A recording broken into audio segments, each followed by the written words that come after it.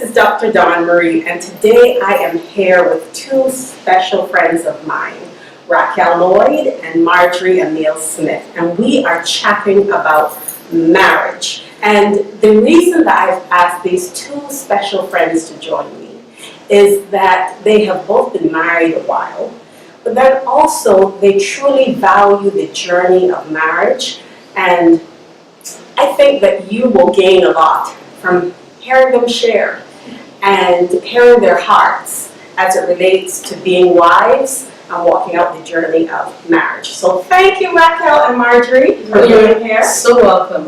Just thank you for the invitation. Oh, the my opportunity pleasure. to sit with good friends and just chat about a great topic. Awesome. Now, Raquel, you've been married 21 years. this year. 21 years. It's been a while. Yes. Yes. Thank you. And Marjorie? And will be 19 years in October. 19 years in October. Awesome.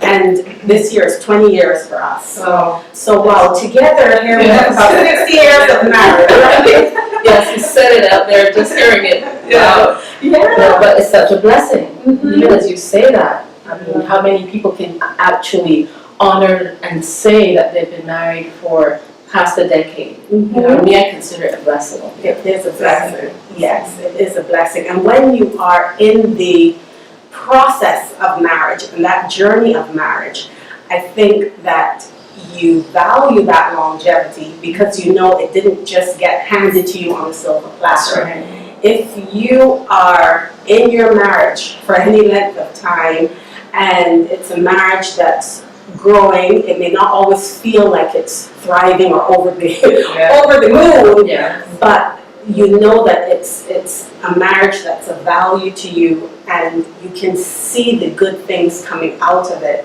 You know that took work and effort as well as the grace of God. And so then it really, you come to that place of really valuing marriage in a way that maybe when you first enter marriage, Yes. you're not aware of. You don't have that same appreciation for what it is you're entering into. Of course, because when I think about marriage and that word that you use, that process, that journey, I remember looking on at different marriages, my parents included, and thinking, wow, for some, you're looking at the external experience, or you can only know as much as people will share. From my parents, well, I know from an experience of growing up, watching their marriage, and thinking, oh, those things I'd like, and oh, that's how you handle when there's a disagreement, and Lord, just help me to be like that. But it's not till you get in, and you go through the honeymoon phase, and then it progresses along, that you're really tested. And so that length of time for me is like a badge of honor. Right. It's nothing that I'm waving saying, "Ooh, look at me." It's something like I'm humbly saying, "Wow, thank you, Lord." Yes. Well, even as you say that, so you talk about when you get into it and you experience the realities. You're past now the honeymoon stage, and it's the true day-to-day of marriage. What would you say has been one of your greatest learning curves in marriage that kind of woke you up as you came out of the honeymoon stage into, okay, so this may not always be a honeymoon? Right. I think for me, it was, I'm a morning person, and until we had our children, and that would have been 5 years before we had our kids, Kev was a night person. And that sounds simple. It was like, this is not going to work. Like, at one point I remember saying to my husband, I don't like you very much. Our first year of marriage, and it was hard for me because I had no family here, I'm not from here, and so there was no immediate family, there were no girlfriends or anything, so it was just the two of us walking this out, and so it was not easy. And I have to tell you, there was a lot of conflict in that area, and we weren't sure how we were going to make it, to be honest, the first 5 years. And you said something there, Marjorie. You said getting to that place where you felt like, I don't like you. And I think that's so important because sometimes that's when people bail from marriage. It's like, well, I don't like you anymore, and we just aren't gelling, and I can't spend the rest of my life like this. And I know you and Ken, and I know that you are at a place where you like each other. Oh, absolutely. You know that you truly have a value for each other and you enjoy life together. And that's not to say you don't have things to work through and sort through. But I know that you really are a couple that likes each other. You aren't just okay, I love you because I have to and I can like each other. Yeah. So which means there's hope that you can move from that place, and even as you said, like those 5 years of early marriage of just, you're not necessarily always rubbing each other the right way, and maybe there's a lot of rubbing the wrong way and misunderstanding, and going from that to that place of reconnecting, rediscovering each other, being able to value what you do like about your person, and that takes time. Right? Yeah, and as I said, just the first 5 years, as I said, was hard, but once we found the church family, we didn't have premarital counseling, anything like that. So it was God's grace, and then we found the church family, where we still planted. And just going through a 6-week session that you and Apostle like to take the married people through, marriage ministry, sorry. And sitting there going, oh my goodness, oh wow, oh really, oh, ooh. I mean, every week was like, moment. Yeah, so that was awesome for us, having gone through that. So I'd say around year 6.5 was when things really began to gel. And now when we look at it, it's just God's grace that we came to the church, to Hope Church. All God's grace. We give it's all God's grace. God is so good. He's so good. He is. Yeah. That's awesome. That's a story of God's faithfulness, really. Yes. So that even though we didn't know Him, we didn't acknowledge Him, He knew you. He knew us. You and Ken. Yes, He did. That's right, by name. By name. By name. Okay, so Raquel, how about you then? Right, so much of what you mentioned, like things like communication being different, I can relate to, but just a little bit about me. I knew the Lord early. I grew up in a home where my mother prayed constantly, and we learned about God that way. But with their marriage, I saw how mommy and daddy handled just simple things. So I'm sticking with the simple things like you mentioned. Differences in just where you put daddy might put his shoes, and how mommy responds. And then I was like, okay, note to self. She verbalized, because mommy is a verbalizer. She said, I don't like those shoes there by the door. Daddy be like, okay, that's great. Glad to hear you say that, as he steps over the shoes. But then later, the shoes would be removed, and I had to go and check whether she moved them or he moved them. Now he moved them. But later, I mentioned that little pocket because fast forward to when Dee and I got married. Yes, I knew the Lord, he knew the Lord, but we had a year of a fantastic honeymoon phase. And I would say maybe we also started out living at his mom for a bit because we were waiting to transition to our place. And maybe a year and a half in, or even the half mark, that kind of similarity, because in the honeymoon phase, my hubby, Dee, who I told him I was coming here, and he's like, he understands, permission granted. But the things like, he would leave his shoes at the door, like, oh, look at that. Right. And I would pick them up in the honeymoon phase, like, oh. He left his shoes out, pack them away. And then, it's just, this thing kicked in where, just before, like I said, the year and a half mark, I was like, Dee, can you please not leave the shoes at the door? I mean, is the impression we want when our guests come, that kind of fragrance to greet them at the door. I had belabored the point, and he would do this step over the shoe, but he would not come back later. Come back. I saw this play out. My parents, he's gonna move those shoes. He didn't move the shoe. Wow. And so, because I am a talker, because my personality is this kind of strong, it's got to come out. He internalizes, and he can stay quiet for days or hours even. It came out. And so it came out in a way like, I don't understand how you don't move the shoes. I now have to move the shoes all the time. And he's like, well, the shoes weren't a problem before. How come they're a problem? And it's like, okay, Lord, help me. And then, truly, God always speaks, but I don't. I know I wasn't listening. I then picked up the phone and called my mother. I said, okay, next in line, God be, Mommy, help! Because the shoes turned into now, if I see the dishes not washed by 2 o'clock, it's now you're not washing the dishes. And what if this was my house? So all of a sudden, the using the pronouns of kind of selfish pronouns of, I used a lot of I and me. He used a lot of I So it's through my mother, who she's also a counselor, woman of God as well. She was able to do it there, prioritize, pick your fights, negotiate, and truly learn how to communicate differently. Yeah. Because I felt I knew, he felt he knew. So I had to kind of swallow that pride and step out, because it was, firstly, that was the thing that irked me. He wasn't going to initiate.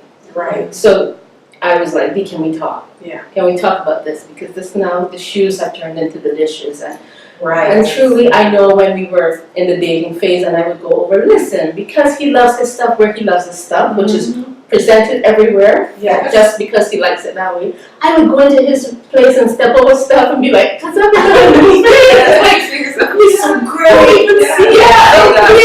But now it's like, how do we do this together? Because if you come into my space is neat and orderly. I can tell you where to find stuff in the dark, and I value that. And we kind of, what it came down to is negotiating the spaces that will be kept the tidy way that I like, and the spaces where he can be free to scatter and just be happy that he likes stuff where he likes it. Yes. And I don't have to see it till I get to his office or somewhere in the back. Right. And well, and you just hit on something there. The negotiating. Yes. That's so important in marriage. I mean, we know about negotiating in business and in other dynamics, but sometimes couples do not employ negotiation skills Yes. in marriage, but yet you're merging these two totally different worlds, Yes. different spaces, coming together. That's the key relationship that's going to need negotiation. You better believe it. And I know that for Electra and I, because we have those differences too, where I'm everything in the, I like how you said it, I can find it in the dark. That's me. Yes, absolutely. You know, and my husband, he says all the time, he says, you know what, it may not look organized, but I know where my stuff is. Oh my goodness. I know where it is. We had to negotiate areas and spaces in the house, and the Lord early on in marriage had to really speak to me about, listen, you cannot expect your house to look like it looked when you were single, That's right. or else you should have stayed single. You got married and merged lives, and it's not going to look all your way. It's not going to look all his way either, but it's going to look different than it looked before. Yeah. And we had to negotiate through what different areas look like, or certain areas that we would put junk drawers, or baskets as catch-all. Yes. And then the process learning that I really can't change someone. And some of the areas that I wanted to change aren't really for me to want to change. Like, why do I want to change that when it wasn't a problem before? Exactly. That's so And now I true. want to change it, so does that make it something that should change, or is that Something growth that's needed in me Right. to accept it? Yeah, so negotiation is so important, it's key in marriage. Okay, so now as we've been talking, and we talked about the different personalities and the things that you saw before getting married, and then even during the honeymoon stage, they're fine, and then as you spend some time in marriage, what was cute is not like, okay, that's right. What did it look like in practical terms for you to begin to make that transition from how you lived in the honeymoon stage to how you lived in the day-to-day, and maybe the shoes were not being moved, or the areas that you had said we're going to keep this area is going to be messy, this one's going to be neat, but what happens when you have negotiated it, but in the day-to-day it's not always honored, not by one person or the other, not necessarily just by our spouse, but ourselves too, because we're really good at seeing, you said you would do this, and we don't always catch it as quickly in ourselves. But in the day-to-day, if someone is listening to our conversation and they say, but you know what, y'all sound as though you're married to people who are reasonable, and at least they negotiated with you, or at least you know, it was like you came to, that's the messy place, that's the neat place. Right. But in real life, it doesn't always, No. the actual walking it out doesn't look that smooth. So what are some things that maybe you had to learn in the process? For us, it was like remembering to do something, for example. And so I had to learn Ken's language. How do I remind him to do something without becoming a nag? Because I didn't want that. And so I had to learn how to speak his language. And one of the things I did was, he's a techie. And so instead of saying, verbalizing it, I would email him. I would set a list of things that need to be done. And we still practice that today. And I would email him. And as long as it's not to do with work, if he has a dental appointment, pick up the boys, so I would just send him an email, put it in his calendar. And that worked for us. And that really has come, you know, now I don't have to hear myself. Even when we were planning the wedding, I wrote out a list. So didn't email them, but I remember writing out a list. This is your list. And I gave him the list and I never looked back on it. I did not pick up the list. I wanted to. But I didn't. Okay. I didn't pick it up. And I'd see him come home in the evening, he'd cross up, and I had no idea what he'd done, if it was the programs were done, or whatever his thing was, and he'd pick up his suit. I wanted to go and look, but I don't know what that was, but I just held on to not looking. And that was huge for him. Yeah. And so then we went from me writing the list and giving him to using technology Yeah. to remind him of things. So Well, Electra likes that too. If I send him a list, and sometimes I'll send a list, like I'll make a list, and then when he comes home, I'll say, is that okay? I sent you a list. Yes. I was like, I love when you send me a list Yes. like that, because I know exactly what you want. Exactly. And I don't, and for some men, it's that concept of the list is speaking. There's no added commentary. Yeah. It's just straight I can relate to that. There's no guiding involved. It's just, here's the list, and they can. Yeah, go off and do it, you know, and you trust them to do what they say they're committed to doing. That's not always easy. That's something I've had to learn over time, but it's important to trust, because then now, you know, I'm leaving deposits. So then if I do need to have something done urgently, and listen, we have our ups and downs. There are times when it doesn't get done.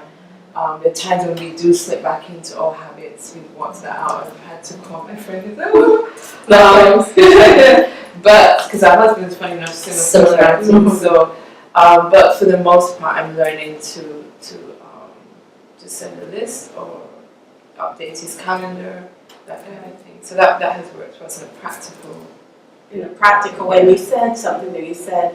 You're making deposits, and that's the key. And not everyone will necessarily know that language, you know. Yeah. But what you're talking about is that concept of, number one, filling your husband's love bank. Yes. You're making deposits rather than withdrawals. Yes. So rather than nagging, which takes out from that deposit, the relationship or love bank, as it's sometimes called, you're depositing by approaching your husband in a way that he values and he appreciates. And sometimes it may be just you're not withdrawing, so at least you're keeping the account. So you're not nagging. And I think for some wives that's a starting point of that. A wife may feel like, well, I don't even know, I seem to get it wrong, I don't know, I tried this, I tried that. Sometimes it's just, well, stop the things, begin stopping the things that you know are causing the problems. Yes. Even if you're not sure what to replace them with yet, at least it's kind of that concept of outing the fire. Just at least put those things to rest.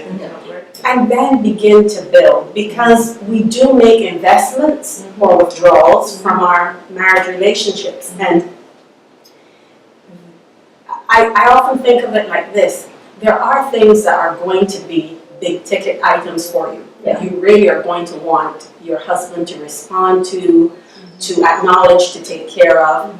But if you use up all of your investment on the little things, you didn't do this, why did you do that? But I said, things that you really could let go. You have no money in the bank for the big ticket items. And as much as we think, wow, but he should understand, and if we are honest with ourselves, the same can be said for us, that there are times as wives that you may feel frustrated or depleted, or because you feel like the investments are not there, but you value when the investments are being made, and sometimes it helps you to be more favorably disposed when your husband may be saying or requesting, and not that it's meant to be a tit for tat, but the reality of if we can invest in our husbands and take care of the relationship and not nitpick. It's like if you nitpick at everything, person's going to get sore, and then any touch is going to be a problem. Yeah, exactly. Great analogy. Yeah. The big ticket items, I was tested on, and because I had to learn to, how can I share with thee what we have to get done in terms of the big ticket items when we're buying our home, to just maybe buying a car, what school should we send our son to?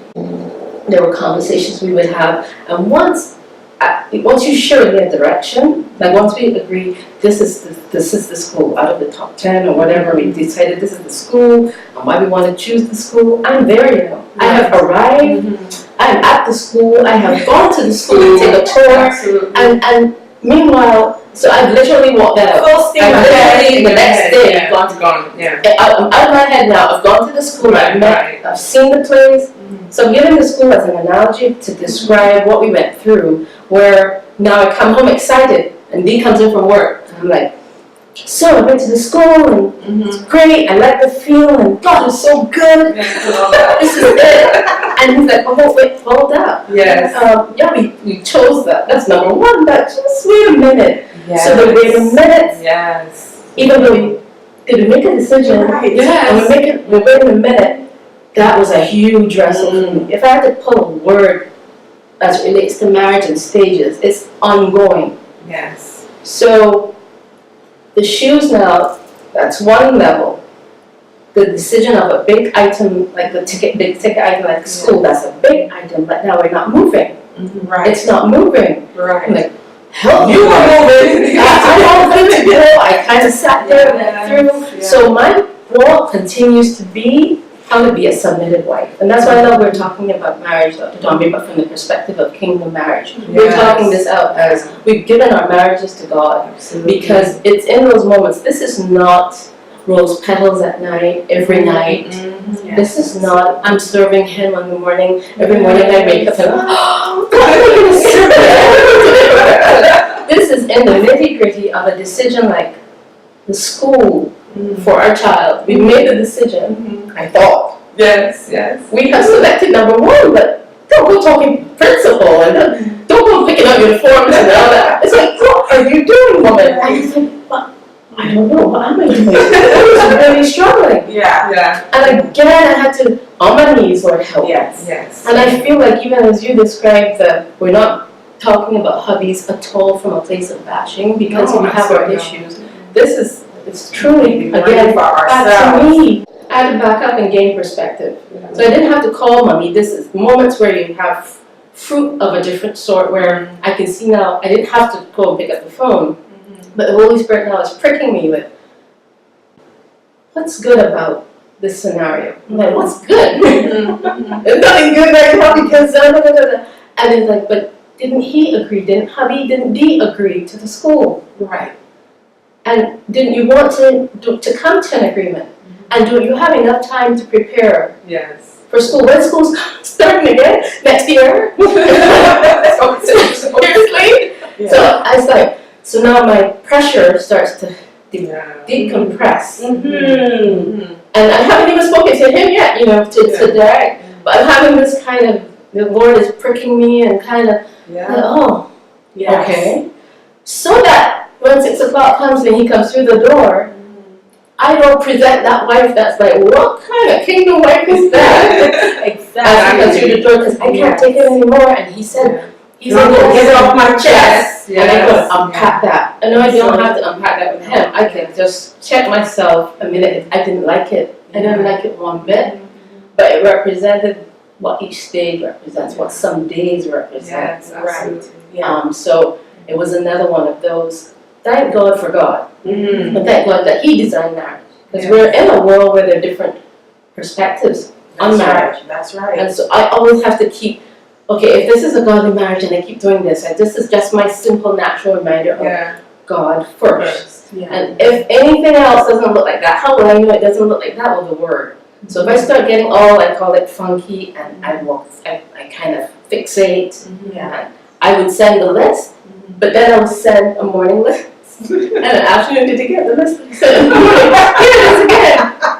And then around 2, I just want to check you got the list because you didn't respond. I just want a little response. If I send you a text, can you respond? Hon, I've been in meetings all day. You're like, So I'm important too. So I have to walk those things out. Yeah. Truly, for me, yeah. it's I love him with all of my heart, and I know he loves me. But it's all these things keep coming back to. I've got to check. Well, and a lot of what you just described, he wasn't even there. We No, had conversations in our heads. And he was showing us. Yes, expectations, and Absolutely. the guy is in a meeting. And Just life is going on. And in our head, we're getting our side of the story, and they're working on the whole conversation, and making conclusions and decisions. But you were not even there, and I'm ready to crucify. Come through the door. Come through the door. Yes. But it's funny, I'm so glad you said that because I've learned to pray, and when women ask me, about marriage and stuff, I'd say to them, pray, pray, and not just be praying, Lord, that He would listen to me. I pray, I say to people, and I practice it myself, Lord, tell me what to say. Yes. When to say it. Yes. And that His heart receives it. And you said when you pray, you say, Lord, when to say it, what to say, and I think even how to say it, Exactly. what are the words, because even the how we say it, it's not sometimes what we bring, but how we so bring that it. as well. Yeah. And then the other thing, which is the timing, and both of you alluded to this and captured this concept of timing, that when you're at home and you're praying about and talking about, Lord, are we supposed to be making this decision and so on, and you're processing it through with the Lord, or as you're praying, and Lord, when there is, that is involving waiting. Yes. It's not, I'm on the phone thinking, I'm up right now, Yeah. it is a meeting, and, or leaving 100 messages, it's timing. Yes. It's being willing to wait on the Lord and with the Lord. Yeah, absolutely. Yeah. To practice patience through being prayerful and not saying, well, this doesn't matter to me. Let me just pretend like this doesn't matter to me anymore. It does matter to you. You take it to the Lord. Exactly. And the Lord then gives the guidance. And like you said, He honors your coming to Him and wanting to be postured correct. A couple may come in for counseling and there are issues going on, and sometimes it is a friend of one of the spouses that, interestingly, has either helped to make things better or really made things worse. We'll be going there. And one of the issues is, and we tell couples that when couples come for premarital counseling, I say to them, one of the things you need in your life is a mature couple, preferably a mature godly couple, or even if they're not a couple, mature godly individuals, whether in your family or extended realm, who truly value marriage and truly value you, that can help you navigate the waters, especially when things get difficult and you need someone you can trust. And you may not always call a counselor, but someone who is just helping to nurture your marriage that you've both agreed on. But the dilemma is that the reality of our world is that people have to pick up the phone and call their girlfriend, and they pick up the phone and tell this person, and so on and so forth.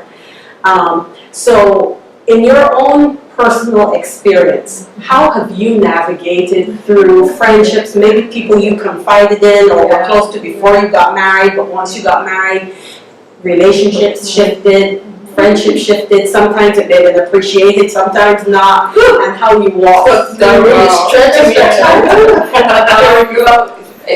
first of all, because I'm not from here, all my friends from the past whoever came to the wedding met Kent when he went to England, they all love Kent anyway. So once again, he's like the one for me.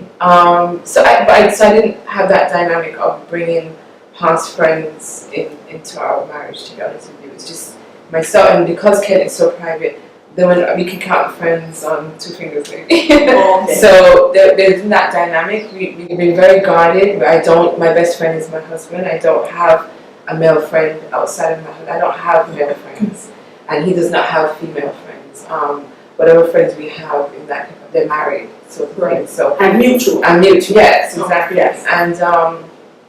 And so yes, it's important to have somebody to hold you accountable. One of them I'm sitting next to, and so I'm so honored to be sitting here talking about marriage. Can't believe it. Yeah, God, it's amazing. So Raquel is somebody that we both agreed on, and we've had situations, and because I think our husbands are so similar in personality, it's like I'll call her and like I'm working out this thing, and Ken would know I'm gonna call, so I know to and she's not my amen corner. Marge, you need to go back. Right. She's not your amen corner. Right. No. So she's gonna go back and say to me, Marge, did you think of this? Did you think? And So she'll tell you the truth, even if it's something you may not Yes, have wanted you're to my hear. friend. You're supposed to say what I want to hear. She doesn't do that. And then we have yourself, Dr. Domi, and of course you like her. And I remember last year we were walking out the situation, and we were able to come to you both. And what was really good is our son saw it. So and it wasn't anything huge. So you don't think Ken. But we were able to I have permission to share. But my son saw us going to someone who's going to hold us accountable. Right. And so it's really important, and even when we do premarital as well, to find that person who's not going to be your amen corner, who's going to hold you accountable, and that you both are going to. We've navigated that, and we've been so blessed. And I just want to add, when we first got married, and once I got saved, so 5 years into our marriage, I said, Lord, choose our friends for us, because we weren't doing a very good job of it, to be honest. And choose our friends for us, and He has been so faithful. Well, even as you say that, Marjorie, that concept of accountability, you said people who hold you accountable, and that you can go to. And I think that there are a lot of marriages that have such tremendous potential, and they implode, they throw in the towel simply because they're missing that component. Someone who can look them eye to eye, who that couple knows these people love us, and they're telling us the truth out of genuine love.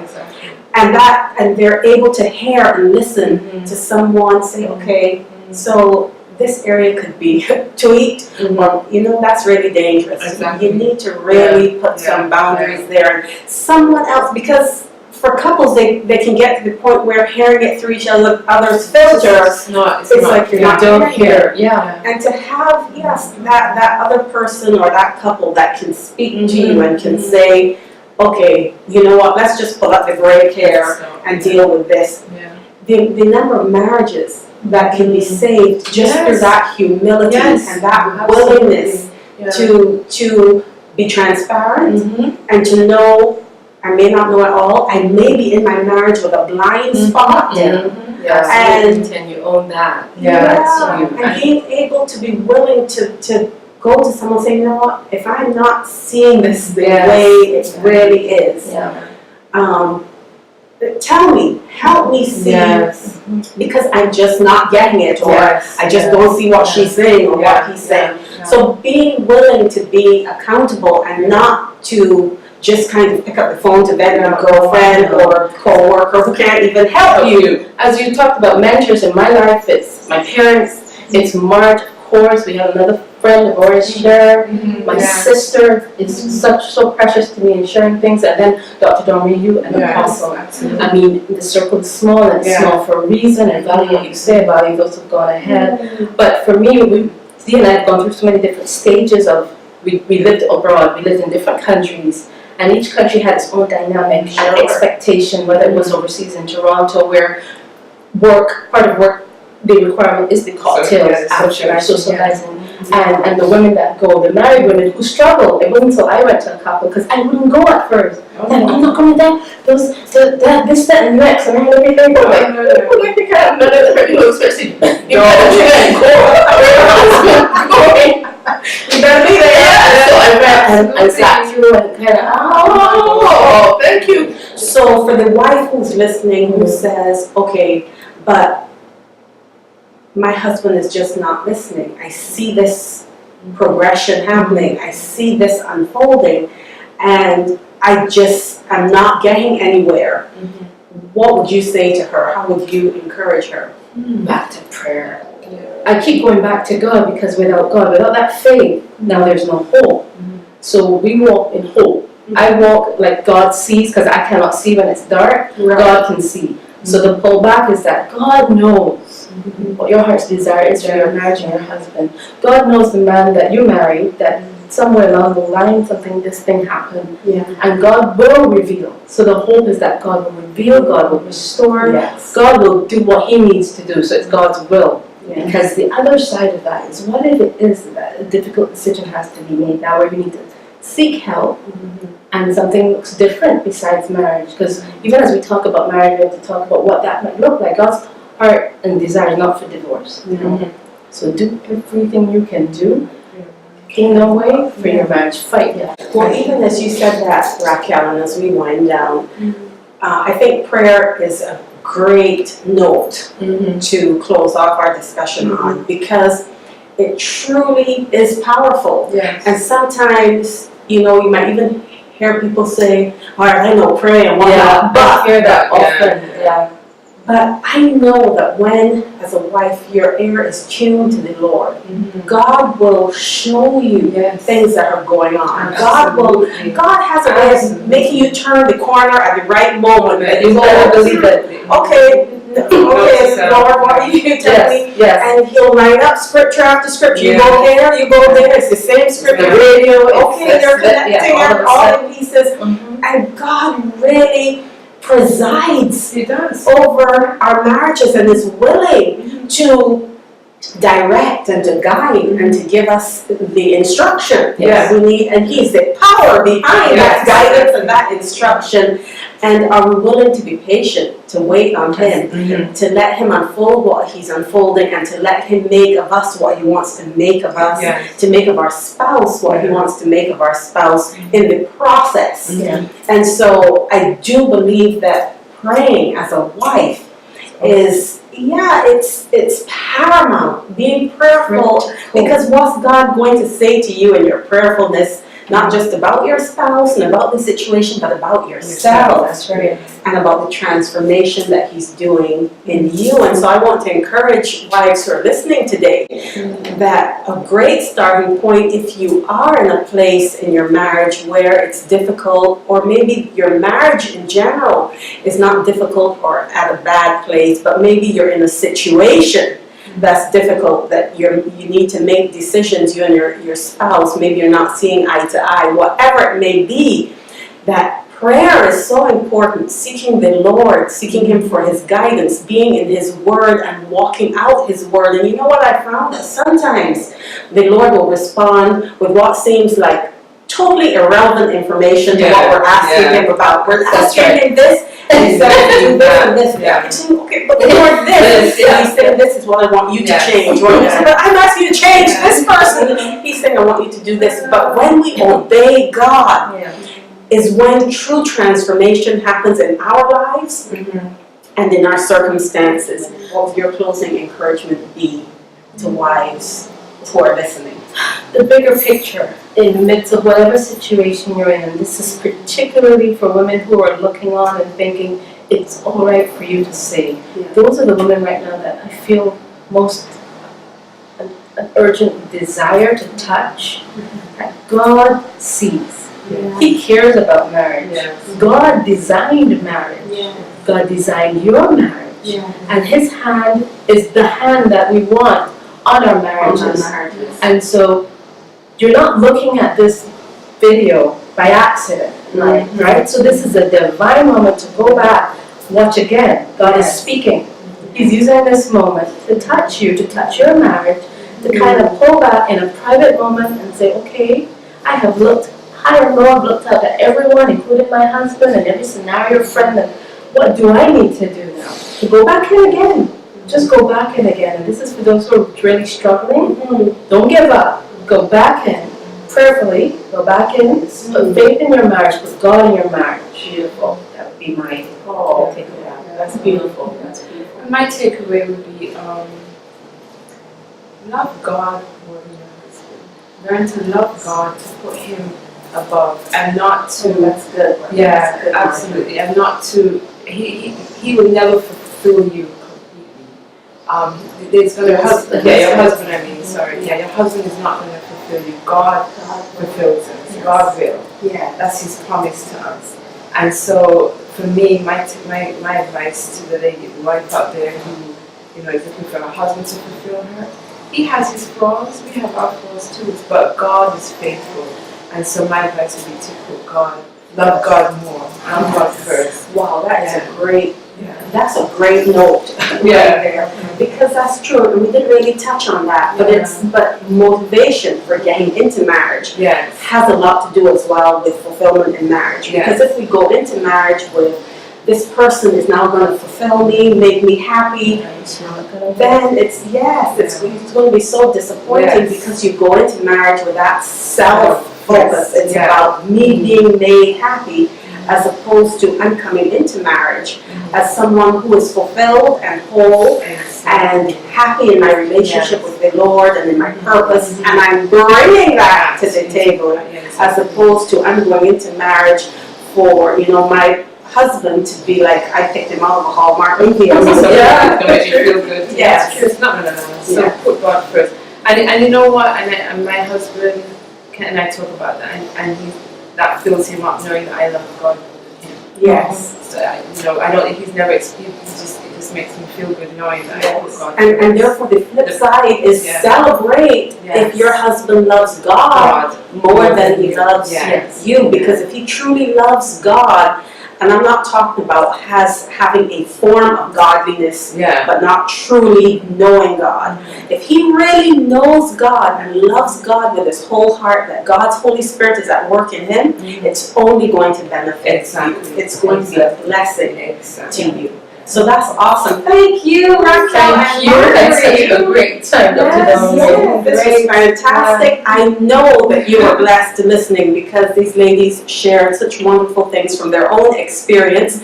And I hope that we do this again. Same here. All right. Looking forward to it. God bless you. Bye-bye.